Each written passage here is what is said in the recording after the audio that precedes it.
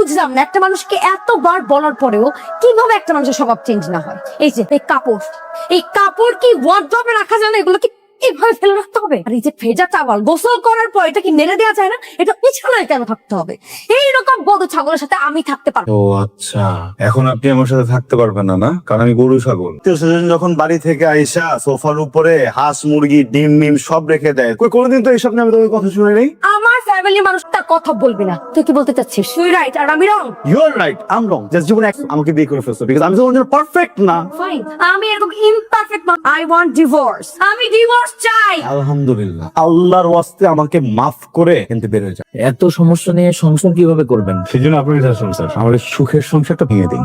বলছিলাম কি, আপনাদের তো ভালোবাসার বিয়ে, আর একটু ভাবলে হতো না? ভাবা ভাবে সব কম্প্রোমাইজ করে এত গরিব মানুষ, কিন্তু এইরকম একটা নোংরা মেন্টালিটির মানুষের সাথে কম্প্রোমাইজ করে আমি তো এখন আমি নোংরা না। যখন নতুন নতুন বিয়ে হয়েছিল তখন আমার শরীরের গন্ধ নাকে না গেলে নাকি ঘুম হয় না, বলেন। আর এখন আমি নোংরা হয়ে গেছি। সিম্পল একটা কথা বুঝাই বলি, হ্যাঁ ভালোবাসার বিয়ে ছিল, কিন্তু আমাদের লাভ ম্যারেজ থেকে লাভটা অনেক উড়ে চলে গেছে। শুধু ম্যারেজটা আছে তো, এটাকে আপনি উড়াই দেন প্লিজ। আপনার যা যা করতে হয় প্লিজ আপনি করেন। এই নোংরা থেকে বের হওয়ার যে কোনো একটা ব্যবস্থা প্লিজ আপনি আমাকে করতে হবে।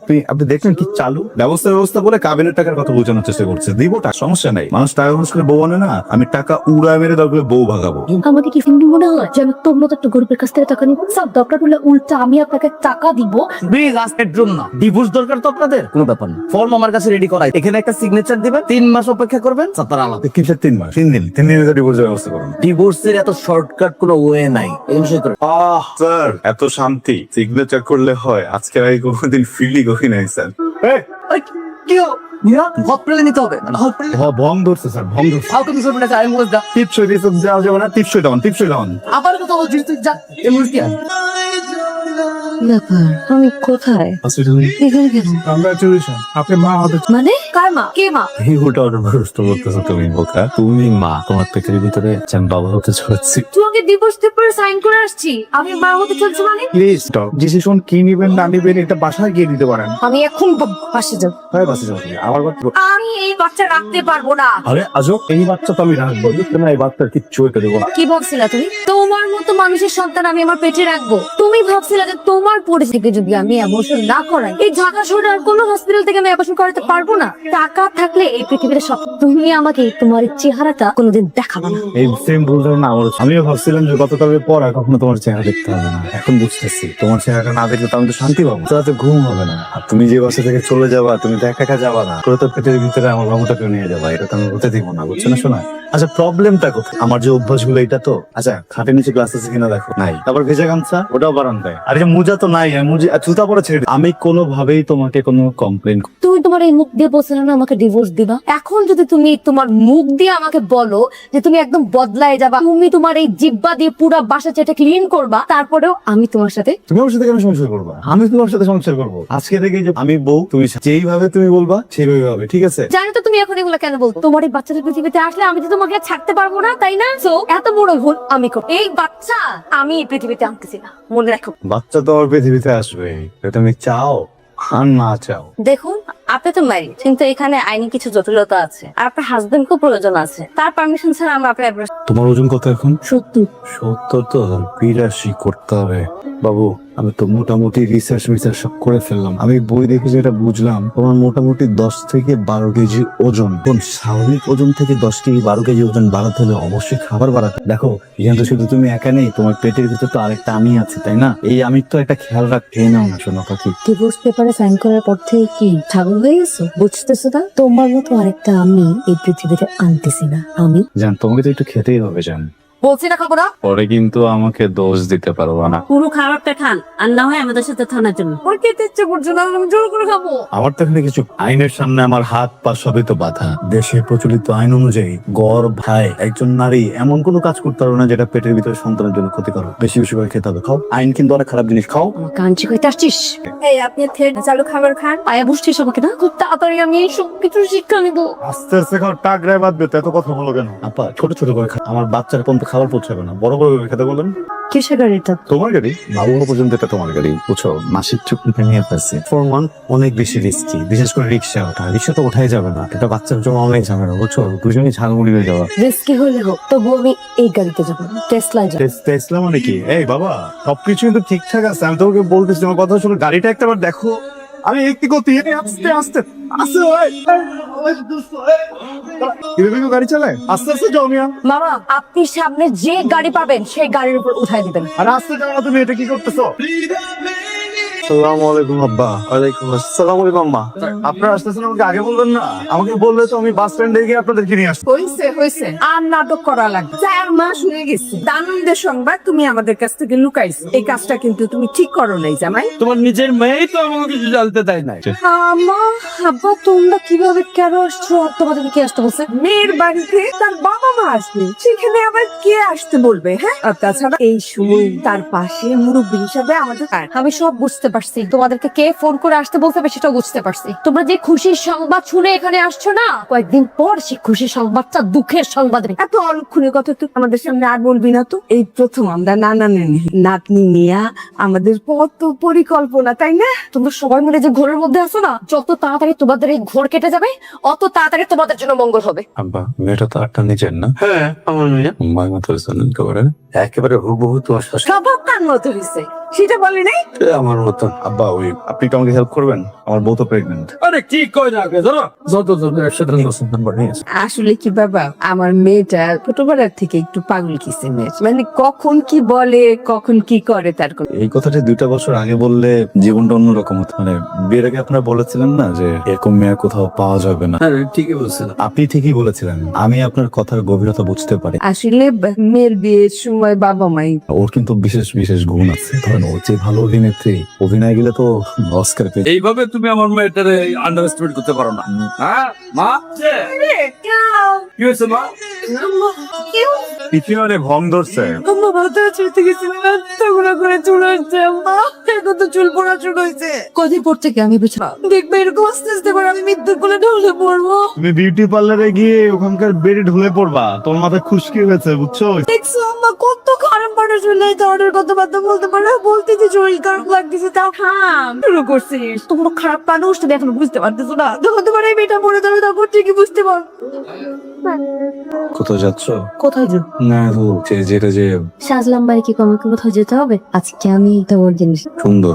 তুমি এখন আর আমাকে আগের মতো ভালোই বাসো। কি বলে তুমি? আমি তোমাকে অনেক ভালোবাসি, অনেক বেশি। আগে যে বসতাম এখন আরো বেশি বেশি। আগে এর থেকে অনেক বেশি। ছাড়ো ছাড়ো, কি সমস্যা তোমার? তুমি ওকে টাচ করলো কেন? আমার গায়ে হাত। বাবা, মা, জামাই কি হয়েছে? টিকিট করে আমার গায়ে হাত দিচ্ছে কেন? না, এই বুঝে আইসো তুমি।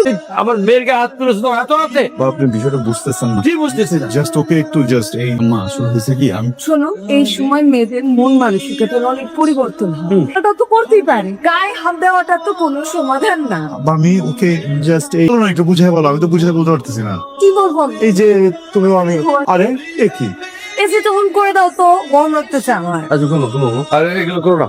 সিয়াম, তাড়াতাড়ি আসো। কাটিছে? আরে কি হয়েছে নাকি মারতেছ কেন? তো বাচ্চা আমাকে লাথি মারতেছে কেন? হ্যাঁ, ধরে দেখ। বাবা, এ বাবা, হ্যাঁ তুমি নাকি মাকে লাথি দিচ্ছ? এ বোকা, লাথি না কষ্ট হবে না? এই বাবা, বাবা লাথি তো আবার লাথি দিছে। সিয়াম ছাড়ো, দেখিস 4 কয়েকদিন পর তোমার সাথে ডিভোর্স হবে, বারবার বাচ্চারা হচ্ছে, তাই না? এই বাচ্চাটা আসা পর্যন্ত তারপর তোমার রাস্তা আলাদা, আমার রাস্তা আলাদা।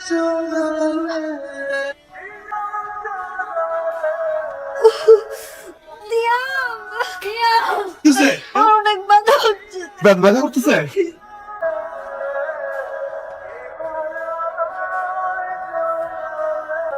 আপনার ওয়াইফের সিচুয়েশনটা তো অনেক ক্রিটিক্যাল। এই অবস্থায় যদি আমরা সিজার করি তাহলে আপনার ওয়াইফকে বাঁচানো যাবে না, আর যদি ন্যাচারাল ডেলিভারি হয় বেবিটাকে বাঁচানো যাবে না। দুজনকে একসাথে কিছু করা যায় না? মানে দুজন কিছু তো আমার মনে হয় না আমরা দুজনকে সেভ করতে পারবো, যে কোনো একজনকে বেছে নিতে হবে।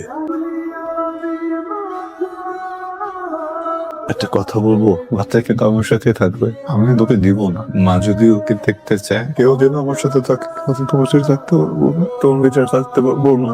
সরি।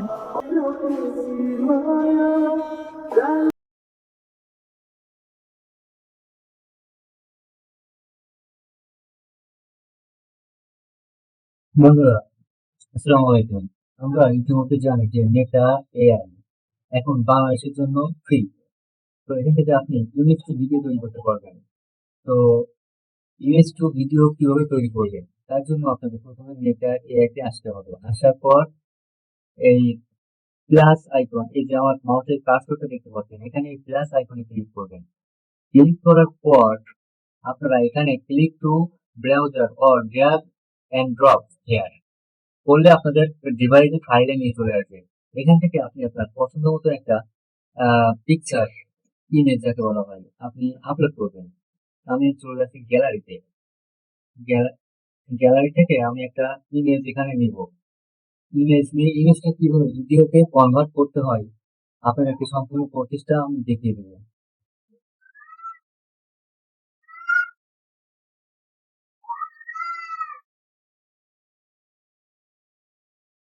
ঠিক আছে, আমি গ্যালারি থেকে একটা ইমেজ নিচ্ছি।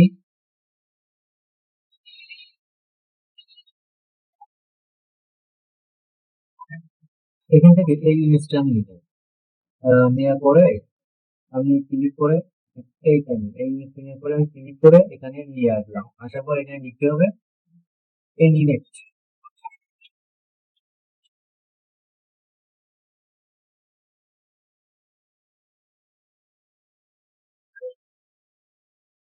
অ্যানিমেটেড দিস ইমেজ করে এর অপশনে ক্লিক করলেই দেখবেন এখানে কাজ শুরু হয়ে যাচ্ছে। কাজ কিন্তু অলরেডি চলতেছে। তো সর্বপ্রথম আপনাদের কিন্তু এখানে একটা অ্যাকাউন্ট ক্রিয়েট করতে হবে। তো এখানে ক্রিয়েট ইমেজ আছে। তো এখানে আমি আবার ক্লিক করছি। ক্লিক করে এই যে ইমেজটা, এখানে অলরেডি আছে ইমেজটা, এই যে এইটা এলিমেন্ট দিস ইমেজ।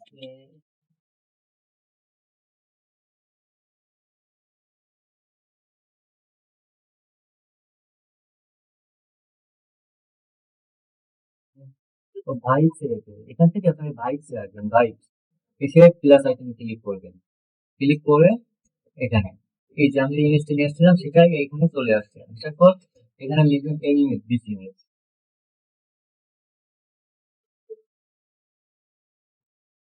ঝামেলাটা হচ্ছে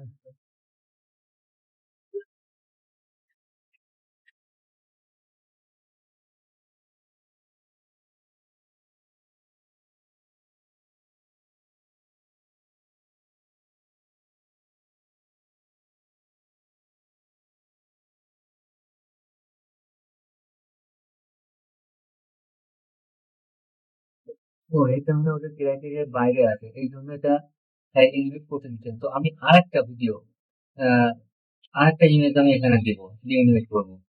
তো মাঝে মাঝে একটু টেকনিক্যাল প্রবলেম দেখায়, এটা কোনো বিষয় না। যেহেতু আমার যে ফাইল সেখানে দেখবেন তো অনেকগুলো ইনভাইট করা আছে। তো এখান থেকে আমি আরেকটা ইমেজ সিলেক্ট করছি। এই ইমেজটা আমি সিলেক্ট করছি।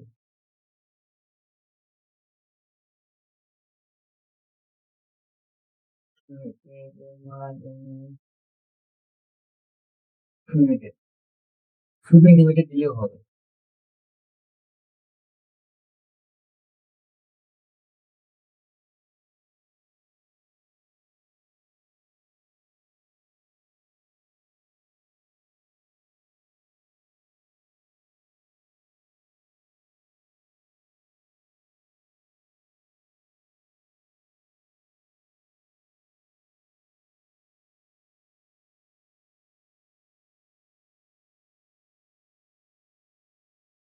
এখানে কাজ চলতেছে, কাজটা চলতে থাক।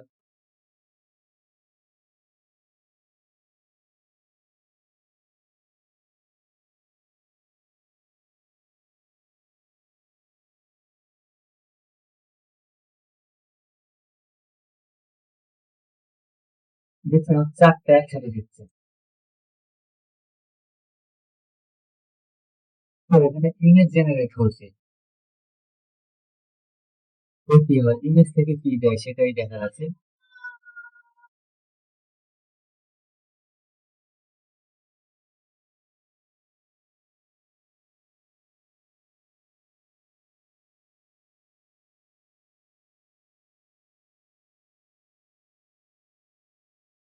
ভিডিও ইমেজটা কিন্তু আমার এনিমেট হয়ে গেছে, কিন্তু এনিমেট কিন্তু হচ্ছে। তো এইভাবে আপনারা মেটা এআই থেকে কিন্তু ফ্রিতে আপনাদের ইমেজ দিয়ে আপনার ভিডিওতে কনভার্ট করতে পারেন। তো ভিডিওটি ভালো লাগলে অবশ্যই লাইক কমেন্ট সাবস্ক্রাইব করবেন এবং দেখা হবে পরবর্তী কোনো ভিডিওতে। ধন্যবাদ।